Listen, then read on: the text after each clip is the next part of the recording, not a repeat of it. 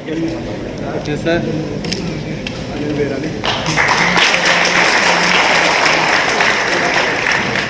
मैं भाई की कुर्सी अनुरोध करूंगा आगे भी कार्यक्रम को बढ़ाएं। कृपया करके अपना कुर्सियां ले लो। यहाँ पर मीडिया और सीआईडी के साथी भी एक दो है यहाँ पर जो बैठे हैं, उनको भी पता चलना चाहिए कि पानीपत ग्रामीण का जो केमिस्ट, फार्मासिस्ट और प्रैक्टिशनर आज किस प्रकार महिपाल राणा जी के साथ है। मैं सर्वप्रथम आप सभी फार्मासिस्ट, केमिस्ट और डॉक्टर यहाँ पर पहुंचे हैं, आप सभी का यहाँ पर पहुंचने का हार्दिक स्वागत करता हूँ, धन्यवाद करता हूँ। और आज के हमारे जो मुख्य अतिथि आदरणीय श्री महिपाल राणा जी, जो हरियाणा सरकार में पंचायत और सहकारिता मंत्री है, उनका यहाँ पर पहुंचने पर मैं तमाम केमिस्टों की तरफ से, फार्मासिस्टों की तरफ से, मक्कर साहब की तरफ से, सभी की तरफ से स्वागत करते हैं।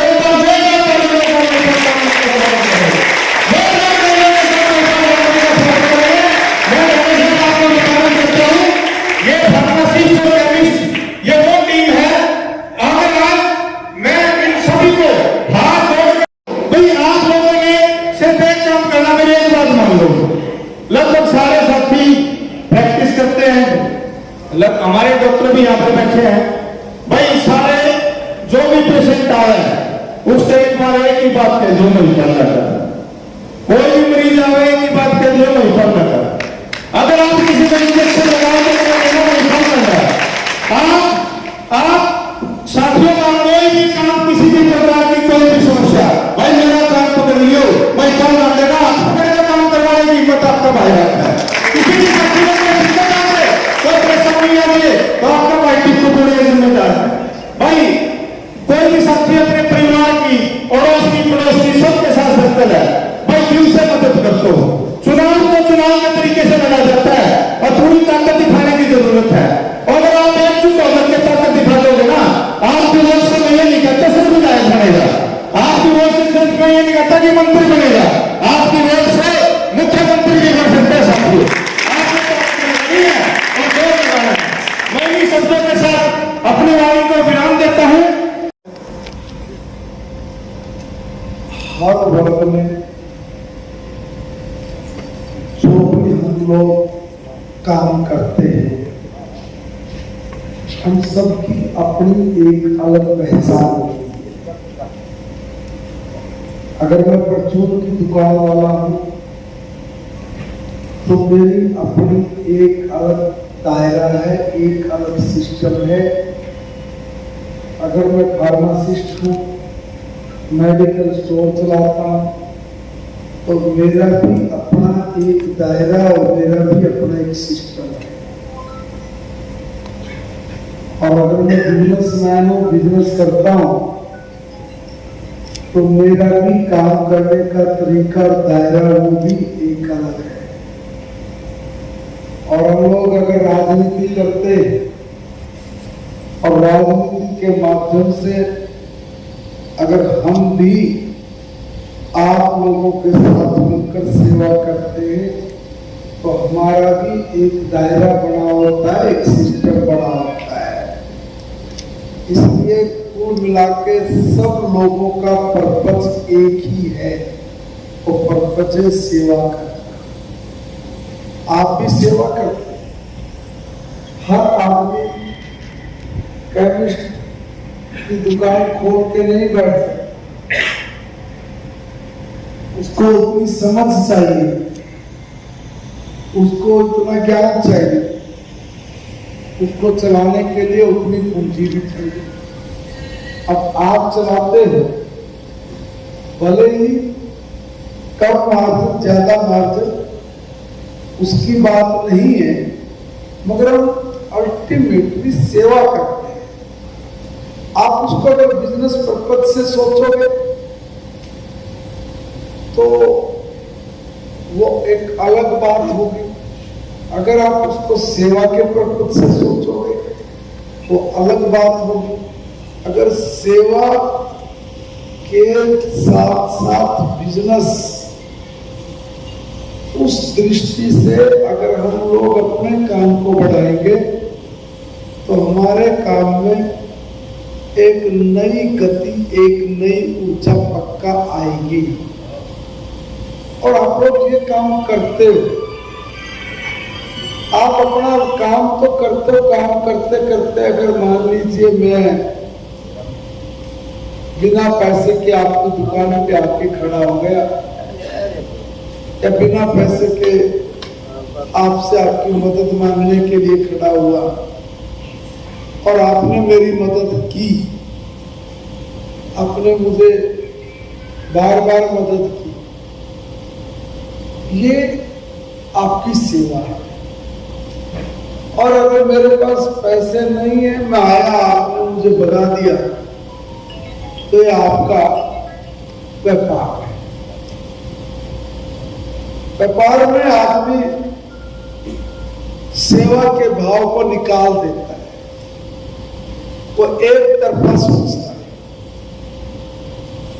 और सेवा और व्यापार दोनों मिलकर चलेंगे तो उससे जो एक चीज निर्मित होगी वो सबसे अनूठी और सबसे अनोखी होगी। और वो अनूठी और अनोखी चीज होगी कि आपके व्यक्तित्व का विकास होगा। और ये व्यक्तित्व का विकास है, यही करना ये समाज का सबसे बड़ा लक्ष्य है। अगर कोई पूछे कि आपने समाज का लक्ष्य क्या है भाई, तो व्यक्ति निर्माण ही तो है।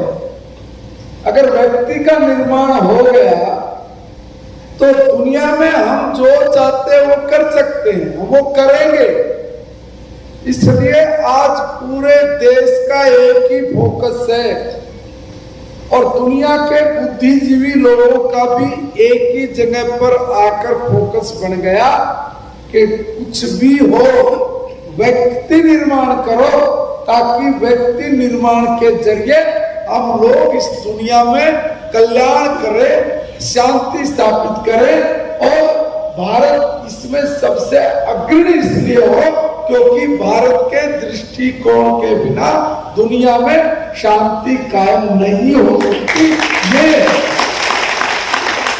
दुनिया में कहीं नहीं मिलेगा आपको कि आप किसी के पास खड़े होकर कहें कि भाई मुझे 500 रुपए की दवाई दो और जीरी काट के पैसे दूंगा, गेहूं खा के पैसे दूंगा, या मेरी तनख्वाह आएगी तब पैसे दूंगा।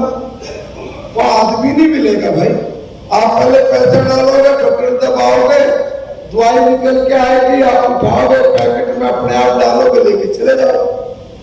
वहां सिस्टम ही दूसरे।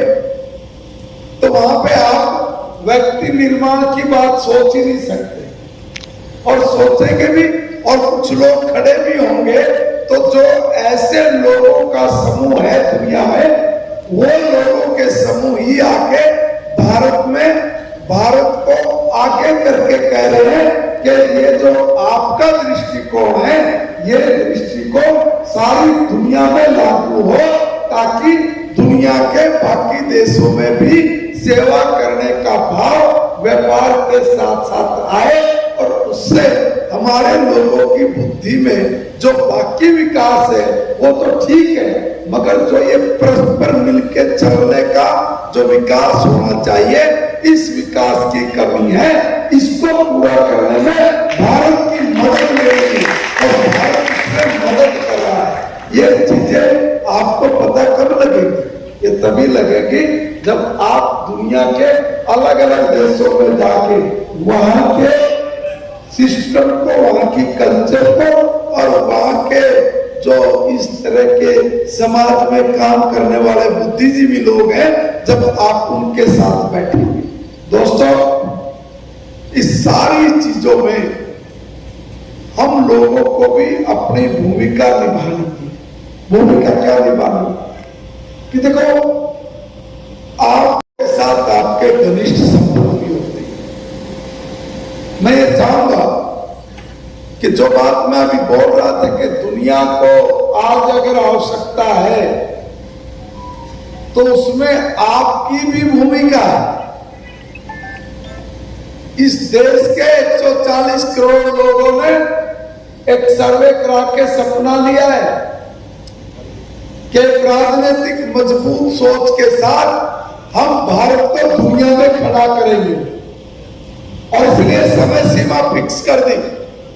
और समय सीमा फिक्स ये हुई है कि हम लोग भारत को जब वो अपनी आजादी का 100वां साल मना रहा होगा, यानी 2047 तक भारत को दुनिया का सबसे ताकतवर देश बना चुके होंगे, ये हमारा सपना है।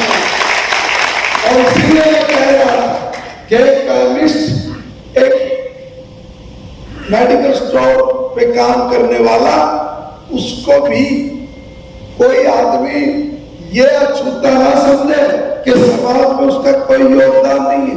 आप लोगों को, मुख्य साहब को यहाँ से खड़ा होकर बोलना पड़ रहा है कि आप हमारी तरफ भी देखिए भाई, आप एक पक्ष को देखते हो, दूसरा पक्ष नहीं देख रहे, जिस दूसरे पक्ष के बिना शायद पहला पक्ष एक कदम भी ना चल सकता हो। शायद एक कदम भी ना, डॉक्टर भी बिना केमिस्ट के थोड़ी चल पाएगा, और आम आदमी भी हर चीज उसको वहीं पे उपलब्ध हो जाएगी, ऐसा नहीं है। ये जो आपकी कड़ी है, ये हर जगह वहां पे इम्पोर्टेंट है, और इम्पोर्टेंट कड़ी है तो इसकी चिंता करना भी सरकारों का दायित्व बनता है। मगर दिक्कत क्या कि इस तरह की सोच के लोग जो आपकी अपनी बात को उठाने में सक्षम हो, आपके सामने क्या क्या प्रॉब्लम्स आती हैं, इन प्रॉब्लम्स को लेके फाइट कर सके, इन प्रॉब्लम्स को लेके अपने संबंधों के आधार पे कहीं उसमें परिवर्तन करना है, पॉलिसीज में अमेंडमेंट करानी है, उसके लिए कोई विचार करके आगे आए, तो हो सकता है इस तरह की कहीं कमी रही हो, या आपने कभी कोई प्रयास ही ना किया हो, तो इसलिए आज मक्कर साहब को ये बात बोलनी पड़ी हो। मगर मैं एक निवेदन कर रहा हूं भाई, मेरा निवेदन ये, आप अपनी प्रॉब्लम्स को लिखिए और एक बार हमारे साथ बैठिए, सरकार से आप जो चीज चाहते हैं उस चीज में आपके भाई आपके साथ हर वक्त खड़ा होगा। मैं चाहूंगा कि आप हर भाई मेरा जी तोड़ मेहनत करके थोड़ा समय अपने भाई के लिए लगाएंगे, ताकि आपका भाई एक बड़ी विजय लेके जब चंडीगढ़ जाए तो दिल्ली वालों को भी लगे कि इसका कुछ ठीक करना पड़ेगा। थोड़ा कंजूसी ना करें, जब बोलना है, बातचीत करनी है, ग्राहक भी आएगा, आप भी जाएंगे, और थोड़ा समय भी निकालेंगे। मैं चाहूंगा कि 20 दिन है, इस 20 दिन में आप मुझे दीजिए, 20-30 घंटे दे दो मुझे, हर रोज 1-2 घंटा दे दो अपने अपने इलाके में।